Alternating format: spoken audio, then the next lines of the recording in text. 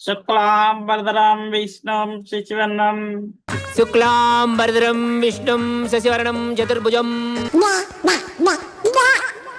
ఏదో తేడాగా ఉందేంటి? అలా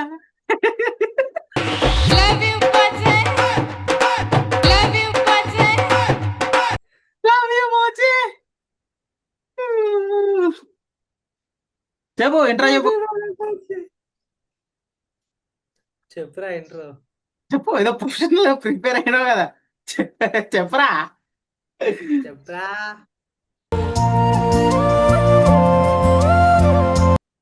చెప్పురా అరే ఇంట్రో చెప్పు చెప్పు రెడీ రెడీ వెయిటింగ్ వెయిటింగ్ కానీ చెప్ ఏదో చెప్పురా చెప్పు ఒక్కటి ఒక్కటి ఒక్కటి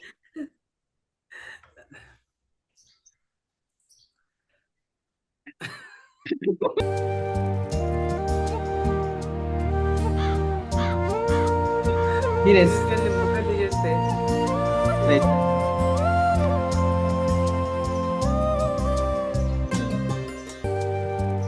యా చెప్పు అదే ఇంట్రో చెప్పు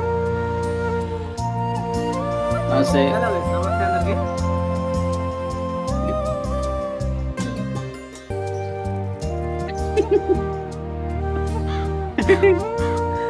చెప్పు బే. చెప్పురా వస్తలేదురా నాకు రావట్లేదు సార్. అట్లే సార్ అలాగే అందరికి నమస్తే. కొత్త ఛానల్ రిలీజ్ చేసినాం, మీరు సబ్స్క్రైబ్ చేసుకోరి.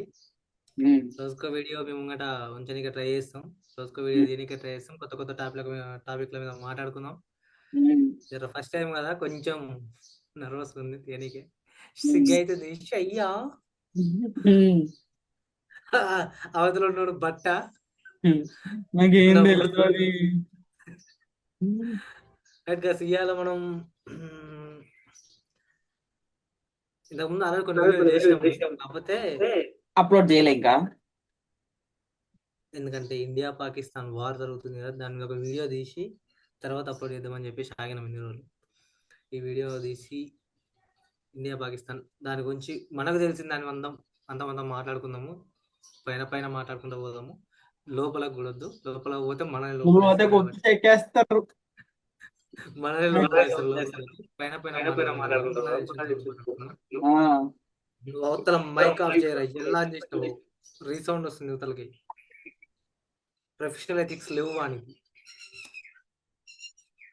మ్యూట్ లో పెట్టకరా. అరే నా వాయిస్ రీసౌండ్ కొడుతుంది, అది రాకుండా చేయి. నేనేం చేస్తా, అది నీ ప్రాబ్లం. అది ప్రాబ్లం ఉంటది, నీ ప్రాబ్లం. నేనేం చేస్తా. సరే తీయ చెప్పు. ఇప్పుడు నీకు అసలు ఇండియాకి పాకిస్తాన్ కి వార్ జరుగుతుంది, ఎస్ ఓకేనా? దాని గురించి నీకేం తెలుసు, నువ్వేం చెప్దాం అనుకుంటున్నావు జనాలకి? అకార్డింగ్ టు ఇండియన్ కాన్స్టిట్యూషన్ ప్రకారం నాకేం తెలియదు ప్రజెంట్ అయితే, నువ్వు స్క్రిప్ట్ ఇచ్చేదాకా. ఇది అన్యాయం, దొంగ నేను ఒప్పుకోను. చాలా మందికి ఏం తెలియదు, ఎందుకంటే ఇండియా అంటే ఎడ్యుకేటెడ్ పర్సన్స్ కి తెలుసు, నాన్ ఎడ్యుకేటెడ్ పర్సన్స్ గురించి చెప్తున్నా. అటాక్ జరిగింది, ఇండియా తిరిగి అటాక్ చేస్తుంది, అంతే. వీడి వరకే తెలుసు ఎవరికైనా. నాకు అర్థం కాలేదు సార్. టోటల్ ఫస్ట్ కాంచెల్లి మొదలు పెడితే ఎప్పటి నుంచో ఉన్నది పంచాయతీ మొత్తం, ఇదంతా అందరికీ తెలిసిందే. ఇప్పుడు 1947 పాకిస్తాన్ సపరేషన్ అప్పుడు మొదలైంది ఇండో పాక్ యుద్ధం, అప్పటి నుంచి స్టార్ట్ అయింది ఇదంతా. అప్పటి నుంచి కూడా ఇండియా మీద పాకిస్తాన్కి ఇట్లా ఒక రెడ్ ఐ అనేది ఎప్పుడు ఇట్లా ఉండేది అన్నట్టు ఇండియా మీద. అప్పటి నుంచి ఒక 3-4 టైమ్స్ మ్యాక్సిమం నాకు తెలిసి ఒక 4 టైమ్స్ జరుగుంటాయి అటాక్లు. నువ్వు ఎక్స్ప్రెషన్ మారురా ఫస్ట్. నేనేమన్నా ఇంట్లో వాడు నవ్వుతున్నాడు, వాడు నవ్వుతున్నాడు. చదువుకునేటప్పుడైనా చదువు చెప్పేటప్పుడైనా నవ్వుతే నాకు చిరాకు, ఎందుకంటే నాకు నవ్వు వస్తుంది ఏమంటే. చెప్పు చెప్పు నీకు తెలిసింది మాట్లాడు. నాకు తెలిసినంత వరకు అయితే ఫస్ట్ అటాక్ జరిగింది 1947 అప్పుడు ఒక యుద్ధం, అంటే సపరేషన్ కోసం ఇదైనప్పుడు పటేల్ గారు, నెహ్రూ, గాంధీ వీళ్ళందరూ ఉన్నారు. ఆ టైంలో సపరేషన్ జరిగింది. ఎట్లా జరిగిందంటే అది చెప్తున్నా ఇండియా ఇట్లుంటది వి షేప్ లా. బంగ్లాదేశ్ ఈ మూలకు ఉంటది, పాకిస్తాన్ ఈ మూలకు ఉంటది. ఈ బంగ్లాదేశ్ ఈ పాకిస్తాన్ కలిపి ఒక కంట్రీ లెక్క విడిపోయినాయి, మనం ఒక కంట్రీ లెక్క విడిపోయినాం. ఒకవేళ కుదిరితే మ్యాప్ వేస్తాం సైడ్ కి, అక్కడ మార్క్ చేసి పెడతాం రెండింటిని. మా సోషల్ సార్ కూడా ఇంత దరిద్రంగా చెప్పలేదు సార్. ఈడ పాకిస్తాన్, ఈడ బంగ్లాదేశ్, మధ్యలో మన ముఖం. ఆ రెండు కలిపి ఒక కంట్రీ లెక్క ఉన్నాయి, ఆ రెండు కలిపి ఒక కంట్రీ లెక్క ఉన్నాయి. వాటికి అప్పుడు అది సపరేషన్ జరిగినప్పుడు మనకు పాకిస్తాన్ కి ఇండో పాక్ యుద్ధం మొదలైంది 1947 సెప్టెంబర్ లో సపరేషన్ అప్పుడు జరిగింది. సెకండ్ టైం వచ్చేసి 1960 బంగ్లాదేశ్ సపరేషన్ అప్పుడు. అది మనకు బంగ్లాదేశ్ అంటే మనకు పాకిస్తాన్ ఎందుకు జరిగిందంటే, యాక్చువల్లీ బంగ్లాదేశ్ కింద ఉంది, ఇండియాకి ఇటువైపు ఉంది, పాకిస్తాన్ అటువైపు ఉంది. ఇది పాకిస్తాన్. ఇండియాకి ఇటువైపు బంగ్లాదేశ్ ఉంది. అరే అర్థం కాలేదా చూసే వ్యూవర్స్ కి కూడా. వ్యూవర్స్ సబ్స్క్రైబర్స్ లేరు, ఫస్ట్ నువ్వు నేనే చూసుకుంటా, మళ్ళీ అప్లోడ్ చేశావు. ఓకే, ఇది ఇటువైపు ఉంది, అది అటువైపు ఉంది.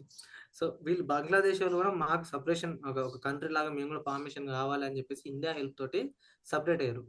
అప్పుడు దాన్ని బంగ్లాదేశ్ లిబరేషన్ సంథింగ్ ఏదో ఏదో అంటారు దాన్ని, బంగ్లాదేశ్ లిబరేషన్ అని చెప్పేసి ఒక వార్ జరిగింది. అప్పుడు బంగ్లాదేశ్ లిబరేషన్ వార్ అంటారు దాన్ని.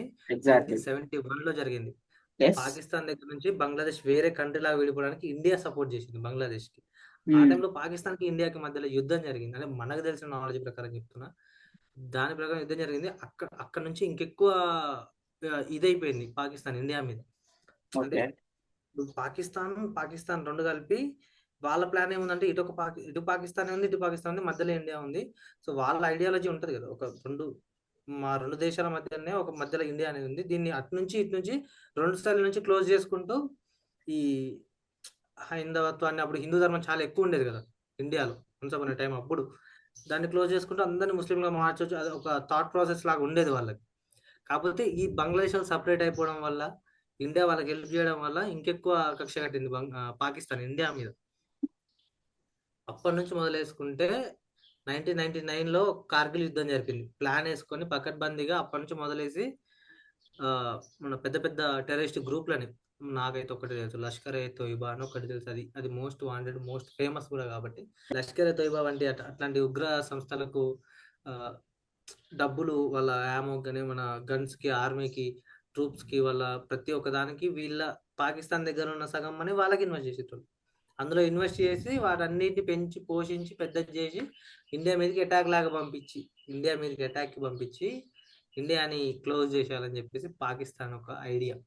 ఇది తెలియదు ఏంటంటే, ఇక్కడ అది తెలుసు, తెలియదు కదా, సారీ, పాకిస్తాన్కి తెలుసు ఇండియాని ఏం చేయలేమని చెప్పేసి. అప్పట్లో కొంచెం మనకి మిలిటరీ కొంచెం చాలా తక్కువనే ఉండేది, ఎవరు మిలిటరీలకు పోకుండా, ఎవరు ఏం చేయకుండా ఉంటే కొంచెం మిలిటరీ తక్కువనే ఉండేది. అయినా కూడా అప్పుడు తిప్పి కొట్టింది ఇండియా ప్రతిదానికి. 1999 లో కార్గిల్ వార్ జరిగినప్పుడు తిరిగి ఇండియా అటాక్ చేసినప్పుడు పాకిస్తాన్ వాళ్ళు 4000 మెంబర్స్ చనిపోయారు, సోల్జర్స్. అంటే గూగుల్లో, వికీపీడియాలో ఎత్తుకున్నా దొరుకుతుంది మీకు, అందులో 4000 మెంబర్స్ అని చెప్పేసి అఫీషియల్ గా వెబ్సైట్ లో రాసి ఉంది. అయితే పాకిస్తాన్ ఏం చెప్తుందంటే, మా దగ్గర నుంచి ఎవరు చనిపోలేదు, ఇది ఇండియా కావాలని వాళ్ళని పెంచుకోవడానికి ఇండియా ఆడుతున్న అబద్ధాలు అని చెప్పేసి పాకిస్తాన్ ఒక పోస్ట్ లాంటిది రిలీజ్ చేసింది. మా దగ్గర ఎవరు చనిపోలేదు, మా నష్టం ఏం జరగలేదు మా దగ్గర అని చెప్పేసి పాకిస్తాన్ పోస్ట్ చేసింది ఒకటి. సరే అని పాకిస్తాన్ చేయడం అది చాలా సహజం. పాకిస్తాన్ అట్లాంటి ఎన్నో దాబెట్టుకుంటా కప్పిపుచ్చుకుంటూ వచ్చింది. ఇన్ని ఉగ్రవాద సంస్థలు నడుపుతున్నా కూడా మాకు వాళ్ళకి సంబంధం లేని ఇప్పటికీ చెప్తున్న మాట కూడా అది. నిన్న రీసెంట్ గా ఆయన ఒప్పుకున్నాడు, కానీ మేము 3 decades కాంచెల్లి వాళ్ళని పోషిస్తున్నాం అని చెప్పేసి. దాన్ని నెక్స్ట్ మాట్లాడదాం, దాని గురించి.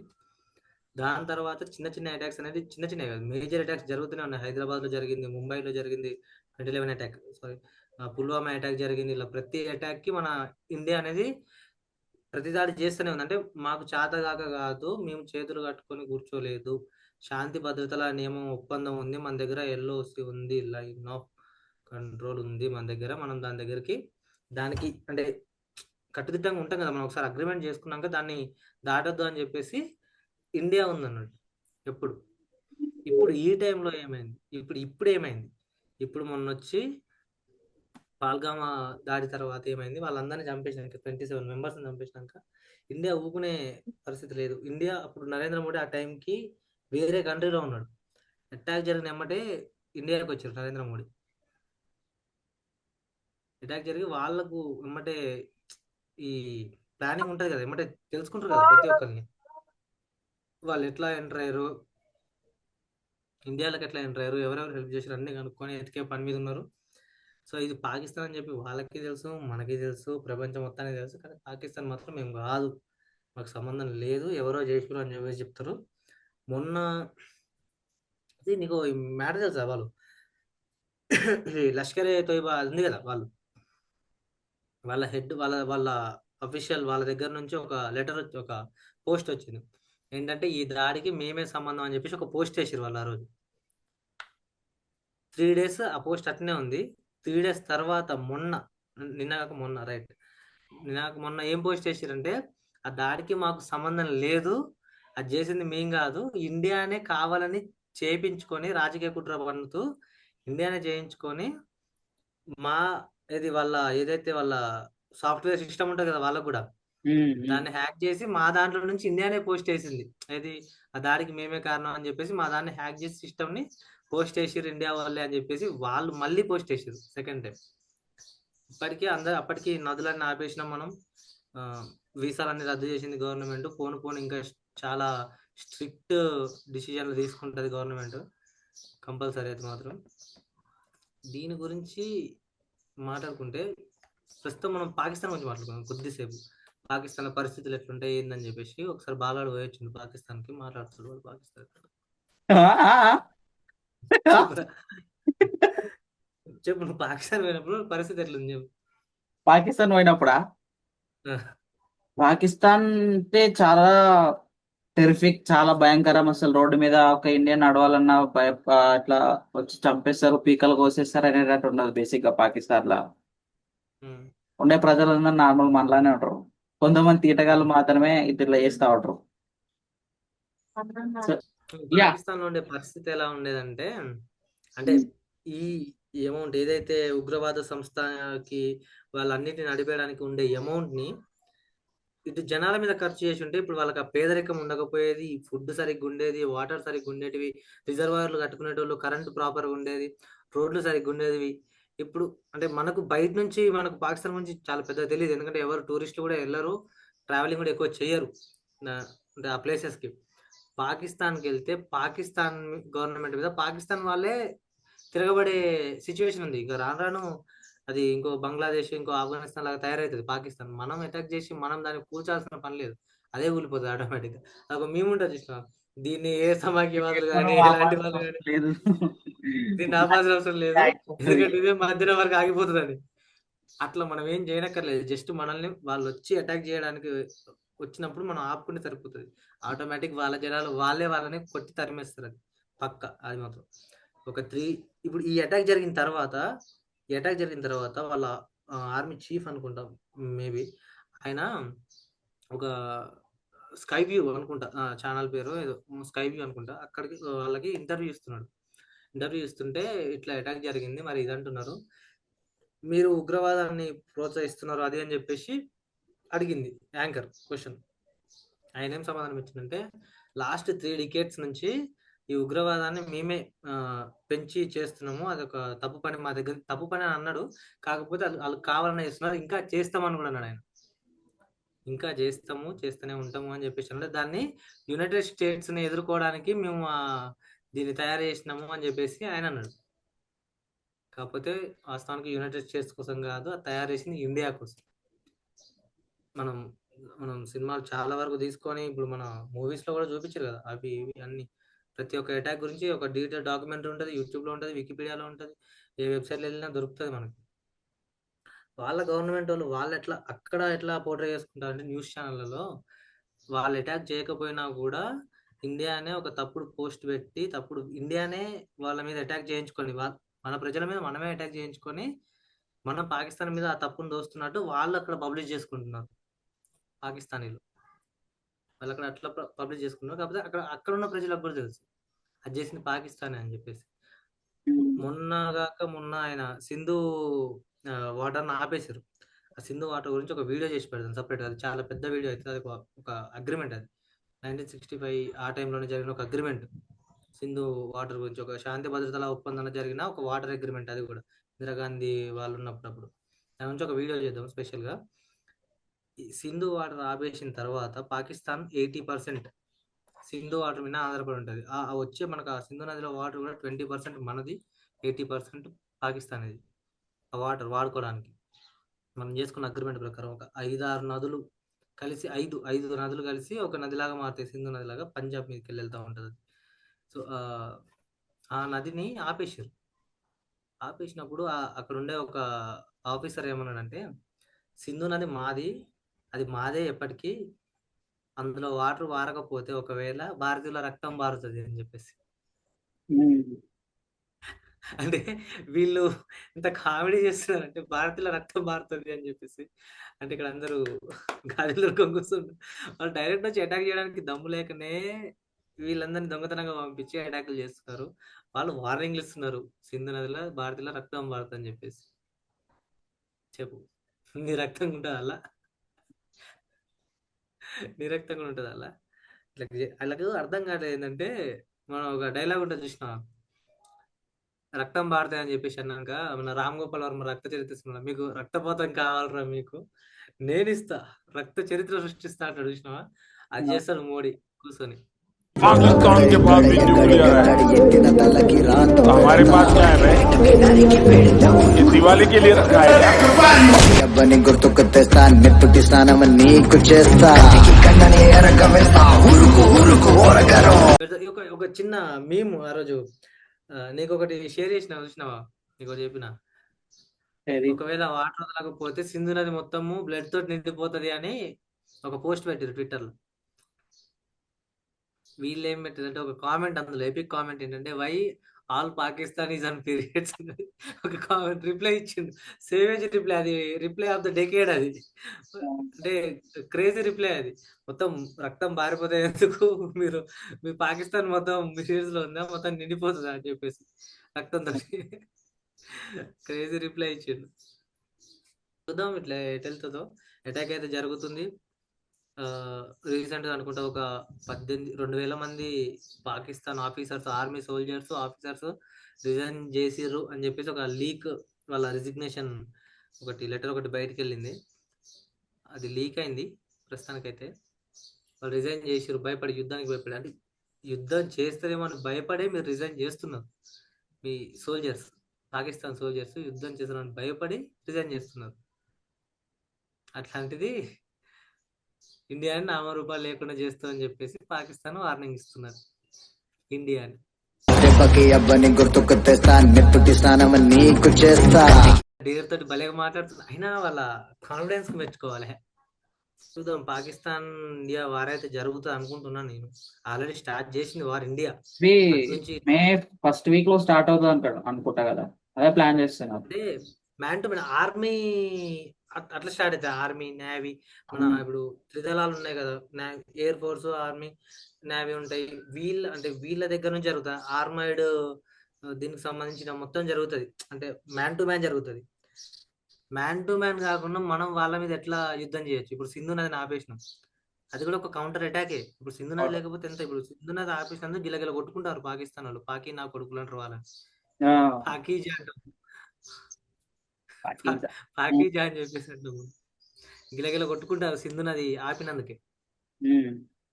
ఇంకా తీసుకుపోయే నెక్స్ట్ స్టెప్స్ ఆల్రెడీ అందరినీ తీసుకుపోయి వదిలేస్తున్నాం మనం. అక్కడ ఉన్న వాళ్ళందరినీ తీసుకుపోయి పాకిస్తాన్కి వెళ్ళిపోమని చెప్తున్నాం. వాళ్ళతో పాటు బంగ్లాదేశ్ నుంచి అటోళ్ళు, పంజాబ్ ఒకటి మెయిన్. పంజాబ్, పాకిస్తాన్ వార్ జరిగినా గానీ మన కిందకు వచ్చే బిగ్గెస్ట్ సపోర్ట్ యుఎస్ వాళ్ళు వస్తారేమో కదా.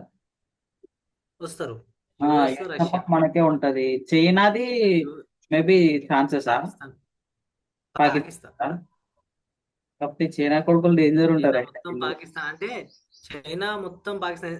నీకు చైనా గురించి ఒక టాపిక్ చెప్పాలి. చైనాకి పాకిస్తాన్ కుక్క లాంటిది, పెంచుకుంటున్న కుక్క పాకిస్తాన్ చైనాకి. పాకిస్తాన్ అప్పు తెస్తుంది కదా, అప్పు మొత్తం చైనా దగ్గర నుంచి తెస్తుంది. చైనా దగ్గర ఐడియా ఉంది అంటున్నా నాకు కూడా. చైనా దగ్గర నుంచి తెచ్చి, నీకు ఐడియా ఉంది కదా, అది చైనా దగ్గర నుంచి తెచ్చి ఫ్యూచర్ లో ల్యాండ్స్ మొత్తం చైనాకి వచ్చేస్తాయి కదా. వచ్చేస్తే వాడి ప్లాన్ వాడిని, వాడు కూడా ఇండియా మీద అటాక్ కోసమే, అదే వాడు అదే. కూడా ఇండియా మీద అటాక్ కోసమే. ఉమ్. ఏది చూసినా ఇండియాని దానికోసమే. ఇంత వస్తున్నా కూడా మనము అంత స్టాండర్డ్ ఉన్నామంటే మన కంట్రీ పవర్ అది, ఆ, ఇండియా పవర్ అది. ఆ, వాడి ఇటు పాకిస్తాన్ ఆక్రమించేసింది అనుకో, ఇప్పుడు అండమాన్ నికోబార్ దీవులు మొత్తం వానియే అంటే మాక్సిమం. వాని మాట అంటే ఇప్పుడు మనం అండమాన్ నికోబార్ దీవులకు వెళ్ళకుండా లక్షద్వీప్స్కి వెళ్తున్నాం మనం. ఎందుకు? వాళ్ళు మనకు సపోర్ట్ చేయట్లేదు, వాళ్ళు చైనాకి సపోర్ట్ చేస్తున్నారు కాబట్టి అండమాన్ వాళ్ళు. ఇప్పుడు పాకిస్తాన్ లో మాక్సిమం వాడు అప్పు తీసుకున్న దానికి ప్రకారంగా భూములు రాపించుకుంటుండు చిన్న చిన్నగా. త్వరలో పాకిస్తాన్ మొత్తం వాంది అయిపోయింది అనుకో, వానికి ఇటు ఇటు మొత్తం వాందే కదా. ఏషియాలో బిగ్గెస్ట్ కంట్రీ వాందే అవుతుంది అప్పుడు. ఇప్పుడు చైనా ఆక్యుపైడ్ పాకిస్తాన్ అని పడుతుంది కదా ఆ. అంతా. ఇదంతా చైనా, అది ఏషియాలో ఆ, బిగ్గెస్ట్ మనకు మొత్తం వాందే. పాకిస్తాన్ మీదకి వారికెళ్ళడానికి పెద్ద టాస్క్ ఏం కాదు. ఏంటంటే మనకు అన్ని అడ్డొస్తాయి కదా, అవి రూల్స్ అండ్ రెగ్యులేషన్స్ అని. ఉమ్. అవి మనం ఇండియా శాంతి భద్రతలు. ఆ, శాంతి భద్రత అవి ఒక్కటి మన వాళ్ళు పక్కన పెట్టినారంటే పాకిస్తాన్ పెద్ద మ్యాటర్ ఏం కాదు మనకు, నన్ను అడిగితే. పాకిస్తాన్ మనం పట్టించుకోవట్లేం కాబట్టి పాకిస్తాన్ అటాక్లు చేస్తుంది. పాకిస్తాన్ మనం పట్టించుకొని మనం ఒక అటాక్ చేస్తే ఫస్ట్, ఆ, ఇంతవరకు ఒక్క అటాక్ కూడా పాకిస్తాన్ మీద కానీ ఏ దేశం మీద కానీ మనం చేయలేదు స్వతహాగా వెళ్ళి. వాళ్ళు వచ్చి గెలుపుకొని మనల్ని అటాక్ చేపించుకుంటే మనం తిరిగి కౌంటర్ అటాక్ ఇచ్చినాం. అంతేగాని మనం ఎప్పుడు అటాక్ చేయలేదు. ఒకవేళ మనమే అటాక్ చేస్తే పాకిస్తాన్ పరిస్థితి ఏంది? కదా. ఇప్పుడు ఆల్రెడీ చైనా దగ్గర నుంచి తెచ్చిన అప్పే చాలా ఎక్కువ ఉంది వాళ్ళకి. చైనా ఆ, దగ్గర నుంచి తెచ్చిన అప్పులు సగము అప్పు తెచ్చిరా, సగం మొత్తం ఇప్పుడు టెర్రరిస్ట్ గ్రూప్లకు ఇవ్వాలి. వాళ్ళకి ఇవ్వాలి కదా, టెర్రరిస్ట్ గ్రూప్లకు మొత్తం ఇవ్వాలి, పెంచి పోషిస్తుంది కాబట్టి. సగం డబ్బులు ఈ పైన ఉన్న అధికారులు మొత్తం దొబ్బి వాళ్ళ అకౌంట్లలో దాచుకున్నారు. ఉన్నది మొత్తం అప్పులలో పడిపోయింది. దేశం మొత్తం అప్పులలోనే ఉంది. దరిద్రం కొట్టుమిట్టాడుతుంది. తిండికి తికానా లేదు, దొరకట్లేదు తిండి, నీళ్లు లేవు, పంటలు లేవు. ఇప్పుడు మనమా నీళ్ళు ఆపేసినాం మనం కూడా. వాళ్ళ ప్రజలే వాళ్ళ మీద దాడి చేసి వాళ్ళే రాళ్లతోటి కొట్టి వాళ్ళని తరిమేస్తారు, అది మాత్రం పక్క. పక్కా మనం యుద్ధానికి వెళ్తాము, మనకు యుఎస్ సపోర్ట్ వస్తుంది. వాళ్ళ సపోర్ట్గా రాకపోయినా కూడా మనకు పెద్ద ఫరక పడేది లేదు. ఎందుకు? మన కాడ ఫుల్ ఎక్యూడ్ ఆర్మీ ఉంది, మన కాడ పెద్ద పెద్ద మిసైల్స్ ఉన్నాయి, ఎయిర్ టు ఎయిర్ బాంబ్స్ ఉన్నాయి, ప్రతి ఒక్కటి ఉంది. ఇటు పక్క ఇటు విక్రాంత్ ఉంది, నేవీ దగ్గర ఇది పెద్ద సపోర్ట్ ఉంది మనకి, నేవీ దగ్గర నుంచి. ఎయిర్ ఫోర్స్ ఉంది, అన్ని ప్రతి ఒక్కటి మన దగ్గర ఉన్నాయి. ఒక 5-6 ఇయర్స్ చూసుకుంటే అప్పటికంటే ఇప్పుడు చాలా డెవలప్, చాలా అడ్వాన్స్డ్ ఉన్నాయి మన దగ్గర. చాలా న్యూక్లియర్ హెడ్స్ ఉన్నాయి మన దగ్గర, పాకిస్తాన్ దగ్గర ఉన్నాయి. అఫ్కోర్స్ న్యూక్లియర్ హెడ్స్ పాకిస్తాన్ దగ్గర కూడా ఉన్నాయి, మన దగ్గర కూడా ఉన్నాయి న్యూక్లియర్ హెడ్స్. కాకపోతే మనం ఒక్కసారిగా మీద పడ్డామంటే వదిలేదు లేదు, చింపేదాకా. కుక్కలు చింపిన ఇస్తారాకు బతుకైతుంది పాకిస్తాన్. ఇక అంతే, ఇక అంతే. పాకిస్తాన్ గురించి మనం ఎక్కువ చెప్పలేము ఇక. వెయిట్ చేద్దాం వార్ వరకు ఏం జరుగుద్దో ఏంటో. ఎట్లయినా ఇండియా ఇండియా వార్ గెలుస్తుంది మనకు తెలుసు. అందుకే జై హింద్ చెప్దాం మనం ఇండియా. ఇండియా ఉమ్. గెలవాలని కోరుకుందాం. ఇంకెక్కువ వార్ జరగద్దు. వార్ జరిగితే ప్రాణ నష్టం, ఆస్తి నష్టం చాలా జరుగుతుంది. అది అదే ఇండియా కూడా ఎఫెక్ట్ ఇన్నోసెన్స్ పీపుల్ అవుతుంది, కూడా చాలా డ్యామేజ్ అవుతుంది యాక్చువల్ గా. డ్యామేజ్ అవుతుంది. ఉమ్. ఇండియాకి కూడా ఎఫెక్టే, ఇండియాకి ఎఫెక్ట్. ఇప్పుడు వాళ్ళు కూడా ఊరుకోరు కదా, వాళ్ళు కూడా తిరిగి వారు చేస్తారు. మనకు కూడా చాలా మనం అంటే తేరుకోగలం, మన కాడ అమౌంట్ ఉంది మనకు కొంచెం. వాళ్ళకంటే బెటర్ ఉన్నాం, మన పొజిషన్ మంచిగా ఉంది. వాళ్ళైతే అస్సలే తేరుకోలేరు. అయిపోతుంది కంట్రీ పని, అందరం సర్దుకొని పెట్టబెట్టి చదువుకొని పారిపోవాల్సిందే దేశం నుంచి, ఉమ్. అంతే. పక్కా. చూద్దాం. Anyway, all the best hour soldiers. All the best చెప్పాల్సిన అవసరం లేదు బేసిక్ గా మన వాళ్ళకి. ఆల్రెడీ వార్ జరుగుతుంది. నిన్న 10 మెంబర్స్, నిన్న ఇంకోటి, ఇంకొక అడిషనల్ పాయింట్. పాకిస్తాన్ మనతోటే కాకుండా ఇంకొకరితోటి గొడవ పెట్టుకుంది. వాళ్ళు ఏం చేశారంటే ఆ గ్రూపు పాకిస్తాన్ మీద అటాక్ చేస్తున్నారు ఇప్పుడు డైరెక్ట్. ఒక పక్క మన దగ్గర నుంచి అటాక్ చేస్తున్నారు, ఒక పక్క వాళ్ళు అటాక్ చేస్తున్నారు, ఒక పక్క పేదరికం ఉంది, ఒక పక్క వేస్తున్నారు, ఇంతమంది చేస్తున్నారు. అవసరమారా మీకు? నాకు అర్థం కాదు. గెలుక్కుని వాసన చూడడం అంటే ఇదేమో. ఇదే కదరా గెలుపుకుని వాస్తుంటాడు. ఎందుకురా మీకు? మూసుకోకుండా సపడేయకుండా మీ దారిని మీరు లేనిపోయి అన్ని ఎత్తి మీద పెట్టుకొని ఓ, ఇలాంటి వాళ్ళని చెప్పేవాళ్ళు లేక భూమి మీద ఒకటి దిగేవాళ్ళు లేక ఇలా చేస్తున్నారు. మరి ఇప్పుడు మనం కొడదాం ఎట్లయినా. చూద్దాం, మనలో కూడా ఫుల్ రైట్స్ ఇచ్చినారు కదా. ఎస్, వాళ్ళైతే కొడదాం, చేసేద్దాం. చూద్దాం, వెయిట్ చేద్దాం. తెలిసిందేదో ఫస్ట్ మాట్లాడినాం. వీక్ లో అన్నారు కదా. తెలిసిందంటే మేము ఇన్ఫర్మేషన్ ఇవ్వడానికి మాట్లాడలేదు. ఇన్ఫర్మేషన్ కాదు ఇది. మేము మాట్లాడుకున్నాం అంతే. మాకు తెలిసి మేము మాట్లాడుకున్నాం. 15 వల్ల ట్రోల్ చేయడం వల్ల ట్రోల్ చేయండి, ఏం కాదు. ఫస్ట్ చూడరు వీడియో అయితే. ట్రోల్ చేయరు కానీ వీడియో అయితే చూడరు. ట్రోల్ చేసుకోరి, మీరు ఎట్లా చేసుకోరి, వీడియో అయితే చూడరు. సబ్స్క్రైబ్ ఒకటి చేసుకోరి. కొత్తగా ఛానల్ చేసినాం. ఇది అంటే ఇది జస్ట్ శాంపుల్ మాత్రమే. మన దగ్గర డైలీకి ఒక బఫే అంట కదా, బఫే ఉంది మన దగ్గర. ఒక రోజుకి ఒక వీడియో ఉంది, ఎక్స్ప్లెయిన్ చేస్తాము, చూపిస్తాము. మీరు బఫే లిస్ట్ కూడా ఉంటుంది మీకు, ఆ లిస్ట్ చదువుకోవచ్చు. మీకు ఏ రోజు ఏది కావాలో అది వడ్డిస్తాం మేము ఇక్కడ. ఫోటోలో మెనీ కార్డ్ పెట్టినాం ఒక లిస్ట్. ఇట్లా ఇట్లా పెడతాం, ఇట్లా బఫే లాగా. ఏది మర్చిపోకటి చెప్పు, ఇట్లా మరుస్తా. ఇప్పటిదాకా తమ్ముడిదే చూసావు. బఫే లాగా పెడతాము మొత్తం. చూసుకోరు. మండే ఒకటి, ట్యూస్డే ఒకటి, వెనస్డే ఒకటి, ఏది ప్రతిదీ వీడియో చేస్తాము. అంటే అది regular menu card. Regular menu card everyday అది ఒక్కొక్క వీడియో దింపేస్తాం. సో దింపేస్తాము. అది రెగ్యులర్ మెనూ చేసేటప్పుడు కార్డు. మేము ఖాళీ ఉండము, స్పెషల్ ఉంటుంది ఒకటి. చేసేటప్పుడు మీరు ఖాళీ ఉండకూడదు. అట్లా కాదు బాలు. రెగ్యులర్ మెనూ కార్డు ఉంటుంది హోటల్లో, ఆ, అది regular menu card. Special item ఉంటుంది ఒకటి రోజు, మళ్ళీ ఇంకోటి. ఇప్పుడు ఈ రోజు ఇది స్పెషల్ ఐటమ్, కాకపోతే ఈ రోజు మెనూ కార్డు వేరే. అది ఈవినింగ్ రికార్డ్ చేస్తాము, అది ఈవినింగ్ వస్తుంది వీడియో. ప్రతిదీ ఉంటుంది. మూవీస్ గురించి మాట్లాడుకుందాం, ఎంటర్టైన్మెంట్ గురించి మాట్లాడుకుందాము, గ్లోబల్ Vlogs. ఇష్యూ గురించి మాట్లాడుకుందాము, వ్లాగ్స్ చేద్దాము, ఫుడ్ బ్లాగ్స్ చేద్దాము, ట్రావెలింగ్ వీడియోస్ చేద్దాము, ప్రతి ఒక్కటి చేద్దాము. బడ్జెట్ తక్కువ ఉంటుంది మా దగ్గర, కొంచెం అడ్జస్ట్ గారి, లో క్వాలిటీ ఉంటుంది. దానికి కూడా కొంచెం అడ్జస్ట్ గారి సపోర్ట్ చేయరు మెయిన్. వీడియో చేస్తున్నంతసేపు నిద్రనే ఉండే, నైట్ ఈవెంట్ లేట్ అయిపోయింది. సో వీడియో చేయాలి కదా చేస్తున్నాము. ఈవెంట్ పోతుందని ఇండైరెక్ట్ గా చెప్పిండు, గుర్తుపెట్టుకోరు. చేయాలి కదా ఏదో ఒకటి. యూట్యూబ్ స్టార్ట్ చేద్దామని యాక్చువల్గా 1 year బ్యాక్ అనుకున్నాము. సిచ్యువేషన్స్ వల్ల, మొత్తం ఫినాన్షియల్ సిచ్యువేషన్ లేట్ అయింది. లాక్డౌన్ అవడం వల్ల ఇంత లేట్ అయింది. లేకపోతే ఈ పాటికల్లా మేము కూడా అమన్ టీవీలో ఇంటర్వ్యూ చేస్తూ ఉండేటోళ్ళం. చేద్దాం, ఎప్పటి నుంచి రెగ్యులర్ గా వీడియో చేస్తూ టచ్ లో ఉంటూ. డైలీ ఒక వీడియో ఖచ్చితంగా దింపుతాము. ఆ, అంటే ఇద్దరు ఉన్నాము, మనమే ఎడిటింగ్ చేసుకోవాలి, మనమే చేసుకోవాలి.